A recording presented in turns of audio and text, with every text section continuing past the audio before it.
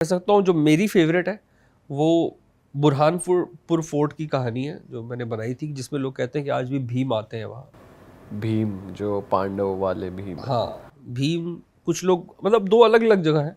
कुछ एक एक हैं जो कहते हैं भीम आते हैं, कुछ हैं जो कहते हैं अश्वत्थामा आते हैं। अच्छा। हालांकि अश्वत्थामा वाली स्टोरी जो है वो ज़्यादा फेमस है और ज़्यादा भारी है। वो फोर्ट के नीचे एक जगह बनी हुई है जहाँ आज भी रोज़ रात में पूजा होती है। मतलब लोग फूल वूल छोड़ के जाते हैं और अगले दिन उनको सब शिवलिंग पर पूजा किया हुआ मिलता है। तो जब आपने विजिट करा तो ये प्रोसेस देखा आपने पूरा? मैंने तो अपने पॉडकास्ट में क्लियरली बोला, मैंने पूरा प्रोसेस देखा और अश्वत्थामा भी मुझे दिखे। ये आप किस वे में ले जा रहे हो समझ ये नहीं आ रहा। सार्केज़म ये सार्केज़म ही है मुझे लग रहा है। मुझे मुझे अश्वत्थामा दिखे। 5 फुट 6 इंच के थे, काले से थे, लाल रंग की धोती पहनी हुई थी। 4 बजे वो पंडित पूजा करके वहां से निकल रहे थे, सुबह के 4 बजे। क्योंकि हमारे साथ अच्छी बात ये होती है कि जब हम लोकेशन में घुसते हैं तो हम रात भर रुक जाते हैं। अच्छा, जब रात भर रुक जा रहे हैं तो हमें पता है, लोकल अथॉरिटी को पता है क्योंकि परमिशन लेके जाते हैं, लोकल पुलिस को पता है क्योंकि एज अ सेफ्टी हम उनको बता के जाते हैं कि हम रात भर यहाँ हैं। अगर कोई हमारे बारे में पूछता हुआ आप तक यहाँ पहुँचे तो बता देना कि वो रात में हम वहाँ गए थे। तो इन 3 लोगों को तो पता होता है, इनके अलावा किसी और को नहीं पता होता। तो जो ऐसी जगहों पे स्वांग रचने वाले जो लोग हैं, जैसे मैं इसका एक एग्जांपल देता हूँ। भानगढ़ फोर्ट है। भानगढ़ फोर्ट में पीछे की तरफ बहुत कम लोग ये जानते हैं, वहाँ पर एक दीवार की एक मस्जिद बनी हुई है। बस एक दीवार है और उसके अंदर मस्जिद की नक्काशी की हुई है। मतलब जो लोग भानगढ़ फोर्ट जाते हैं, जो कैमरा पर जाते हैं, वो जाएंगे, बाहर बाहर फोर्ट आपको दिखा देंगे। लेकिन जब आप वहाँ से एक पैदल वॉक शुरू करते हैं, एक ट्रैक शुरू करते हैं सरिस्का फॉरेस्ट की तरफ, तब आपको करीब 1.5-2 किलोमीटर के बाद एक सिंगल दीवार की आपको एक मस्जिद दिखाई देगी, जहाँ के बारे में ये मान्यता है कि वहाँ पे जिन्नात आके पूजा करके जाते हैं। मतलब उस जगह पर जिन्नात नमाज पढ़ते हैं। और शुक्रवार की बृहस्पतिवार की रात तो वो आते ही आते हैं जुम्मे की नमाज अदा करने। दिन में नहीं आ सकते तो वो रात में आके अपनी नमाज अदा करके जाते हैं। 2 बार हम वहाँ रुके हैं रात भर। वहाँ जिन्नात आते हैं, उनके जिन्नात की हाइट जो है 5 फुट 8 इंच की है, दाढ़ी इतनी है, और आते हैं वो प्रॉपर, वो अपना नमाज पढ़ के पूजा वूजा करके सब करके चले जाते हैं। हमसे मिले, हमसे बात की है जिन्नातों ने वहाँ के।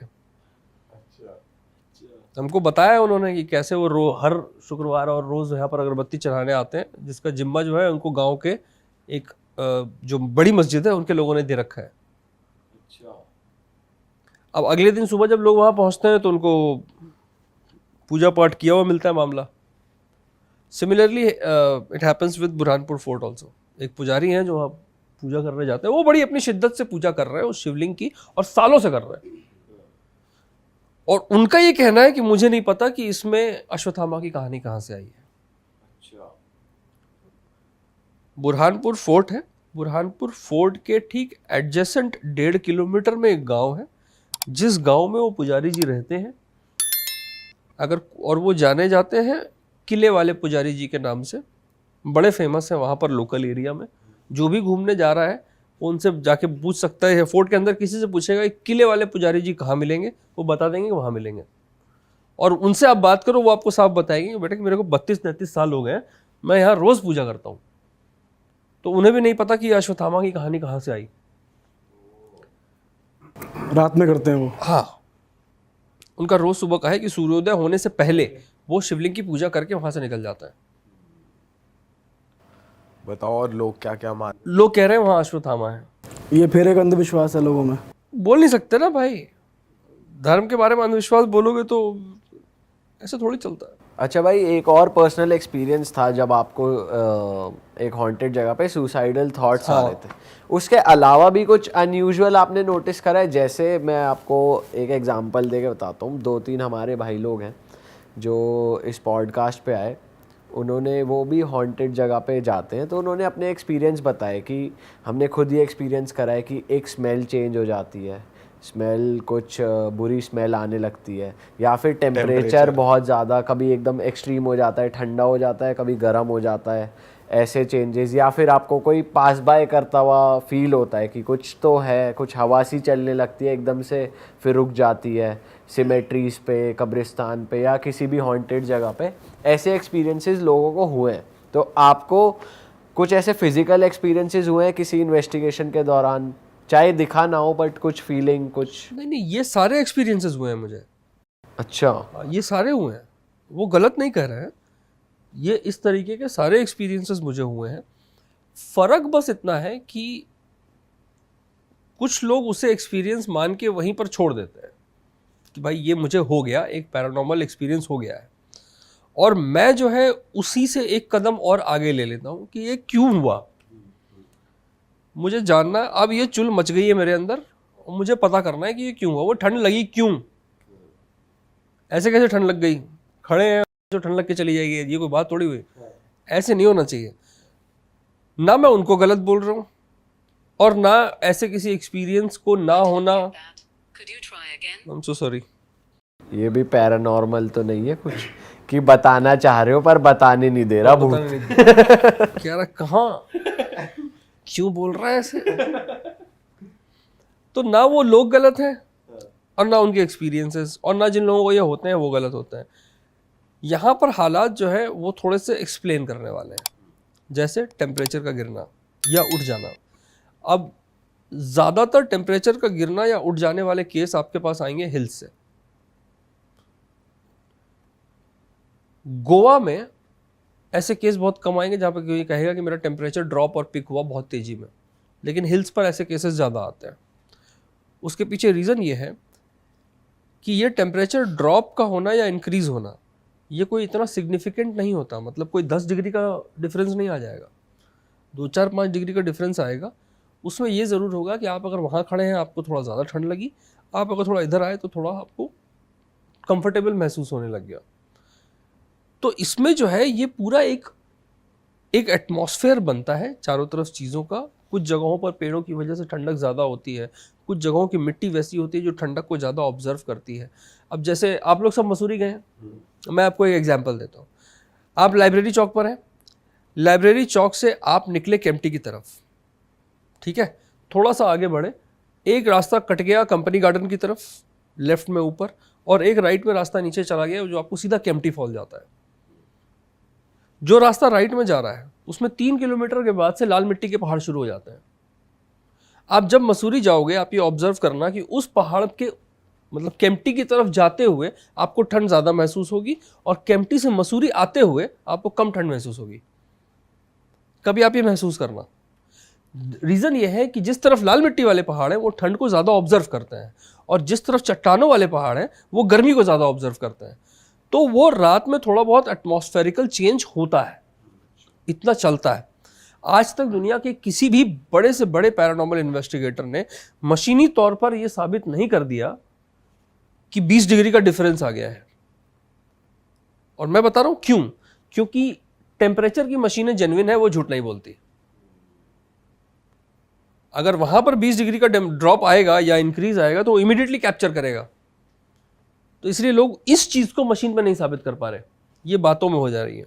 इलेक्ट्रोमैग्नेटिक फील्ड तो मशीन पे आ जा रहा है, क्योंकि वो मशीन तो खिलौना है, उसके साथ खेल सकते हैं, इसके साथ नहीं खेल सकते। तो एक आपकी वो टेम्परेचर वाली बात तो मुझे ये लगता है कि वो ये रही। दूसरी, अगर आप ये कह रहे हैं कि कई बार हमें एहसास हुआ कि कुछ पास हुआ, तो इस तरह का एहसास ऐसी लोकेशन पर जाना, रात में आप वहाँ पर 1 बजे 2 बजे 3 बजे अकेले हैं या 1-2 लोगों के साथ हैं और ठंडी हवाएं चल रही हैं, इस तरह का एहसास होना मुझे नहीं लगता कोई बहुत फिक्र करने वाली बात है, या ये इस्टेब्लिश कर देने वाली बात है कि भूत प्रेत होते हैं।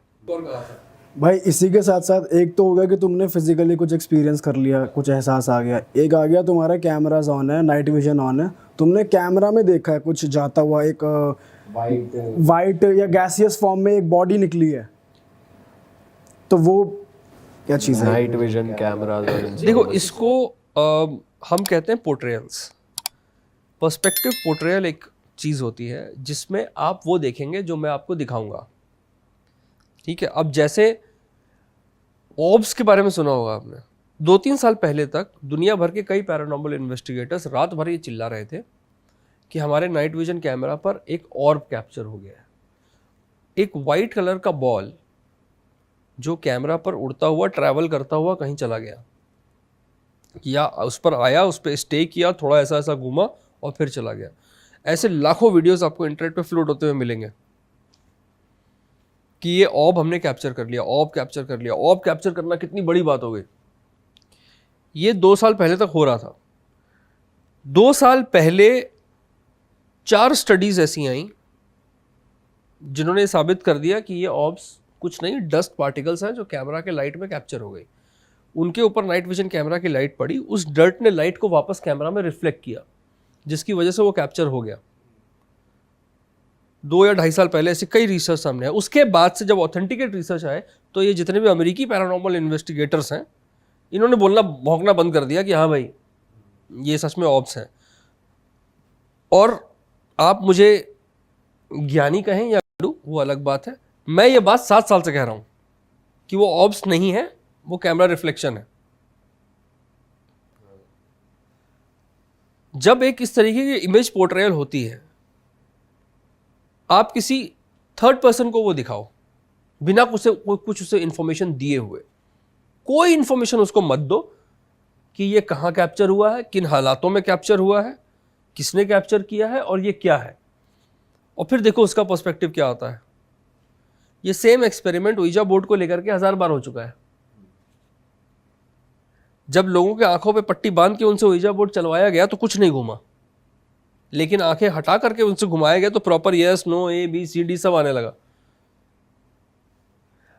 देखो अभी जो मैंने आपको बातें बोली, इसमें आपको ऐसा लग सकता है कि इसमें एकदम मतलब कूढ़ नास्तिक वाली बू आ रही है कि ये मानने को तैयार ही नहीं है। भाई साहब, इसको घिस दिया, रगड़ लिया, पूछ लिया, ये मानने को तैयार ही नहीं है।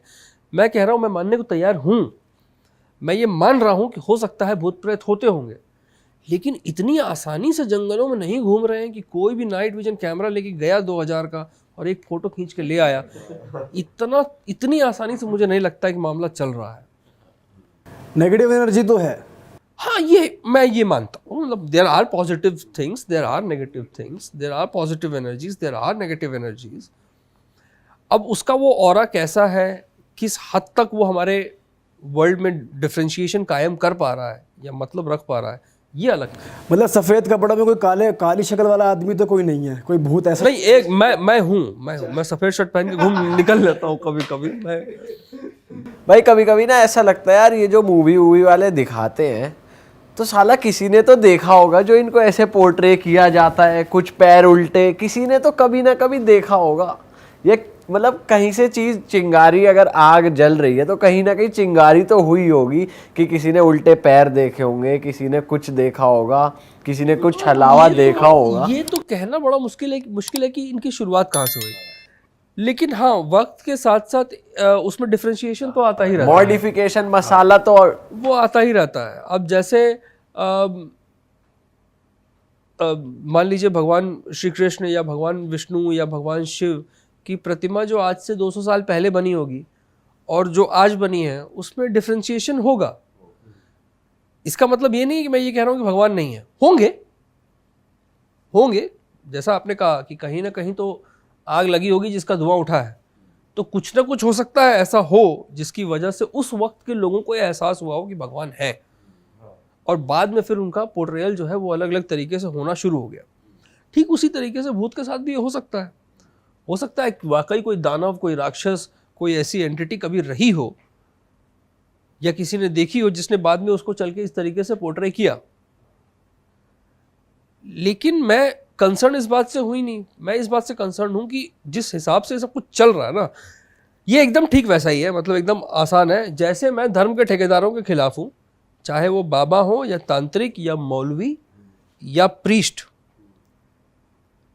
जो लोग धर्म का व्यवसाय कर रहे हैं उनके खिलाफ हूं, उसी तरीके से भूतों, मेरी खुद की इंडस्ट्री में मतलब पैरानॉर्मल इन्वेस्टिगेशंस में भी जो लोग भूतों के नाम पर लोगों को बना रहे हैं, मैं उनके खिलाफ हूं। मैं कह रहा था भाई, मैं ब्लैक मैजिक की बात करना चाह रहा हूँ। आपने हमें लास्ट टाइम बताया था कि आपने अपने ऊपर खुद काला जादू करवाया है, अपना खुद का वो पूरी डेट ऑफ बर्थ वगैरह भी बता दी थी आपने। क्या कुछ भी नहीं हो, किसी ने नहीं किया। तो जब आप बैठे थे वहाँ पे, वो प्रोसेस जो अघोरियों के साथ होता है, आपने पूरा एक्सपीरियंस भी करा है, क्या आपको वहाँ पे नेगेटिव फीलिंग आई है कि मेरे अराउंड नेगेटिव एनर्जी है? ज़रा उसके बारे में कुछ बताओ। देखो ऐसा है कि जब आप इस तरीके के किसी माहौल में होते हो ना, तब तो आप उस माहौल में रच बस ही जाते हो। देखिए आप भी बिल्कुल ही लोहे के नहीं बने। इंसानी दिमाग जो है वो इन्फ्लुएंस होने के लिए बना है। जैसा अपने आसपास का माहौल वो कैप्चर करेगा, वो उस हिसाब से प्रोसेसिंग और ढलना शुरू कर देगा। इंसानी दिमाग की बेहतरी और खूबसूरती यही है कि वो बड़ा अडेप्टिव है, और कई बार ये अडेप्टेशन के लिए उसको आपके परमिशन की ज़रूरत नहीं है। तो ये तो होता ही है। एक पूर्णतः नास्तिक आदमी भी अगर संध्या आरती के समय किसी मंदिर में चला जाए तो बिना हाथ जोड़े वो खड़ा नहीं रह सकता। उसके इर्द गिर्द जब 200 लोग हाथ जोड़ के खड़े होंगे ना, तो उसके दिमाग हाथ को खुद ही कंट्रोल दे देगा कि ऐसे खड़ा हो जा, भले वो कितना भी नास्तिक आदमी रहा हो। तो ठीक वैसा ही जब आप इस तरह के किसी प्रोसेस में होते हैं, जब आप एक काला जादू की भाई प्रक्रिया में अपने हैं, एग्जाम्पल के साथ समझाओ इसे, आपकी फीलिंग आपके कैसा था मैं उस जब time? वहाँ था, हमने सबसे पहले तो मुझे बिठा दिया गया गंगा किनारे। रात को बज रहे करीब, प्रोसेस शुरू हुआ था करीब 1:45 बजे के आसपास। हाँ, 1:45 बजे के आसपास प्रोसेस शुरू हुआ था और चला था 3 सवा 3 बजे तक, जिसमें कि मुझे बिठा दिया गया पहले तो। और उसके बाद सबसे पहले मुझ पे चंदन टीके लगाए गए। फिर मुझे बोला गया एक बार गंगा में डुबकी मार के आओ। फिर मैं डुबकी मारने गया, फिर मैं वहाँ से लौटा। फिर कुछ मंत्रोच्चारण वहाँ पर शुरू हुआ। अच्छा, ये मंत्रोच्चारण जो थे ये किसी देवता के या जो किसी और भगवान के मंत्रोच्चारण नहीं थे। ये कुछ उस तरीके के मंत्रोच्चारण थे जो मैंने कभी सुने नहीं अपनी ज़िंदगी में। और कितने वो बैठे थे आपके आसपास साधु? नहीं, एक था। अच्छा, एक ही था। और बाकी तो उनके जो होते हैं आसपास वाले जूनियर वो थे। किसी को सामान लाने का काम था, किसी का गंगा जल गंगा जल का बहुत ज़्यादा इस्तेमाल था, वो लाने का काम था। तो इस तरह से लोग वहाँ बैठे हुए थे। तो उन्होंने जो मंत्र पढ़े वो मंत्र मैंने पहले कभी नहीं सुने थे। और मैं आपको बता दूं, मैं शायद बोल ना पाऊँ, लेकिन मंत्रों के बारे में मुझे अच्छी खासी नॉलेज है। मतलब मैं सुन के आपको ये बता सकता हूँ कि ये इस चीज़ का मंत्र है। मे भी शायद मेरा खुद का उच्चारण उतना सही ना हो या मुझे याद ना हो, लेकिन मैं सुनते ही मेरी मेमोरी तुरंत रिकॉल कर लेती है कि ये इस चीज़ का है। तो वो कुछ मंत्रोच्चारण थे। एंड देन फिर उसके बाद एक पूरी प्रक्रिया की गई जहाँ मेरे सारे कपड़े उतार दिए गए, क्योंकि वो मैंने जो ब्लैक मैजिक किया था वो मैंने खुद को मरवाने के लिए दिया था। वो शरीर त्यागना है। और उन्हें आपने बताया नहीं था? वरना अलाउ ही नहीं करते वो। ऐसा नहीं होता। मतलब ऐसा होता तो फिर तो मज़ा आ जाए। फिर उन्होंने वो सारे संसाधन निकाले, खोपड़ी वोपड़ी वो सब जो भी होता है। मतलब एक प्रॉपर फिल्मी सेटअप था जो एक काला जादू के चीज़ों में इस्तेमाल किया जाता है। फिर वो खोपड़ी उल्टी करके उसमें से भी पानी भर भर के लाना था। फिर यज्ञ शुरू होता है, यज्ञ पे मंत्रोच्चारण चलता है। फिर आपके इर्द गिर्द लोग बैठते हैं, वो आपके ऊपर चंदन, टीके, नींबू का रस, काली मिर्च, कच्ची काली मिर्च 11-11 करके 11 बार खान चबानी पड़ती है। तो ऐसी बहुत सारी प्रक्रियाएं हैं जिनके थ्रू आप जाते हैं। एंड देन जब पूरी प्रक्रिया ख़त्म होती है तो आपको वापस कपड़े पहनाए जाते हैं, गंगा जल में नहलाया जाता है, अच्छे से आपका अभिषेक किया जाता है। आखिरी में 1 लीटर दूध ऊपर से डाला जाता है, फिर गंगा जल। मतलब इस प्रोसेस में मैं करीब 9-10 बार गंगा जल में डुबकी लगाई थी। और उसके बाद मुझे समय दिया जाता है कि अब 24 से 48 घंटे में काम हो जाएगा आपका। और तब तो उन्होंने ये बोला था कि ऐसे खून की उल्टियाँ करते हुए मरेगा वो। भाई आपकी खुद की मेंटल स्टेट क्या थी यार उस टाइम? आप सोच रहे थे हाँ, अगर ये मुझे वर्क डर कर तो गया? लग रहा है, मुझे डर तो लग रहा था। वो 24 से 48 घंटे तो आपके मुंह से खाना ही नहीं उतरा होगा। नहीं, इतनी देर तो नहीं, लेकिन 5-6 घंटे। वहाँ से जाने के बाद मुझे लगता है कि मैं जिस होटल में मैं रुका था, मैं वहाँ पहुँचा था करीब 4:30 बजे। तब तो मैं सो गया, ठीक है। और 1:30 बजे के आसपास मेरे दिन की नींद खुली। वो इसलिए कि मुझे 8 घंटे की नींद चाहिए होती है। वो मुझे चाहिए ही चाहिए। मैं किसी भी समय सोऊं, 8 घंटे मुझे चाहिए। उसके बाद से मेरी थोड़ी बहुत हालत ख़राब रही। वो सोच के सीन्स जो हैं वो ध्यान कर करके कि अब पता नहीं बाहर जाऊं, कहीं एक्सीडेंट तो नहीं हो जाएगा, घर के बाहर निकलूं एक्सीडेंट तो नहीं हो जाएगा। मतलब आलम ये हो चुका था कि मैं बाथरूम में बैठा हूँ और छत पे देख रहा हूँ ये फटेगी और ये तो नहीं गिरेगा ऊपर से। इस बीच में your friends and family knew about it? नहीं, Nobody. किसी को पता चलेगा तो कौन करने देगा? नहीं। लेकिन हाँ, डर तो लगता है। और उस टाइम पे जब वो सब कुछ चल रहा था, मैं ज़्यादा डरा हुआ इस बात से था कि कहीं उसके चेले वेले ही ना मुझे मार दें, हाँ, कहीं उन्हें पता लग गया हो कि इसमें कुछ दिक्कत है, तो डर होता है। अरे वाह, आपने ये वीडियो यहाँ तक देख ली भाई, तुमने हमारी मेहनत सफल कर दिया। तुम ही लोग हो असली रियल हिट। और अगर आपको बहुत मज़ा आ रहा है ऐसी क्लिप्स में, ऐसी वीडियोस में, तो फटाफट जाइए प्लेलिस्ट पे बिंज वॉच कीजिए और सारी वीडियोस देख डालो और मौज काटो। That is it. हम मिलेंगे नए पॉडकास्ट में, नए क्लिप में। Till then bye bye, see you, take care, do subscribe.